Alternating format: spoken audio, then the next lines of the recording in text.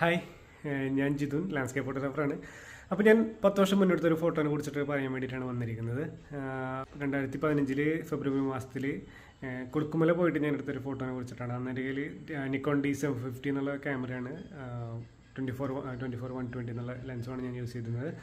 അങ്ങനെ ഞങ്ങൾ cloud bed കാണാൻ വേണ്ടി പോയതാണ്. പക്ഷേ ഞങ്ങൾക്കന്ന് ക്ലൗഡ് ബെഡ് ഒന്നും കിട്ടിയില്ല. പിന്നെ അന്ന് ഇത്ര തിരക്കുമില്ല കേട്ടോ, നമുക്ക് അത്രയും പോപ്പുലർ അല്ല ഈ സ്ഥലം. അന്ന് 6-7 ജീപ്പാണ് നമ്മുടെ കുളുക്കുമലയിലുള്ളൂ. പിന്നെ അന്ന് ഞങ്ങൾ ചെന്ന് ഇറങ്ങിയത് നമ്മുടെ തമിഴ്നാട് സൈഡിലാണ് ഡയറക്റ്റ്.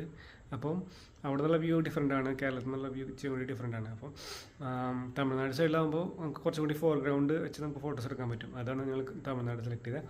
അങ്ങനെ അവിടെ പോകുമ്പോൾ ഒരു പാറയുണ്ട്. ആ പാറയുടെ മേലെ ഞാൻ ഗിരിച്ചേട്ടനെ നിർത്തിയിട്ട് പോയിട്ട് ഫോർഗ്രൗണ്ടിൽ തേയിലത്തോട്ടവും, മിഡിൽ ഗ്രൗണ്ടിൽ ഗിരിച്ചേട്ടനും ആളുടെ കയ്യിലൊരു സ്റ്റിക്ക് ഉണ്ടാവും, ഒരു പാറയുടെ മേലെ നിർത്തി.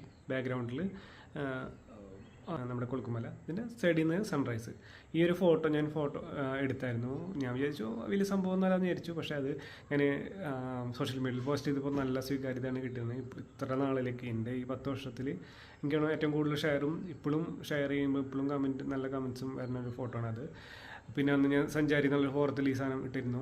അപ്പം ഈ യാത്രാ വിവരണം ഇട്ടിരുന്നു. അപ്പം അന്ന് നല്ല ഫോളോവേഴ്സും നല്ല ഷെയർസും കിട്ടിയിരുന്നു ഈ ഇതിന്. ഈ ഫോട്ടോ നമുക്കൊന്ന് ഫസ്റ്റ് കാണാം, എന്നിട്ട് ഇതിൻ്റെ അഭിപ്രായങ്ങൾ നിങ്ങൾ കമൻറ്റിൽ അറിയിക്കുക.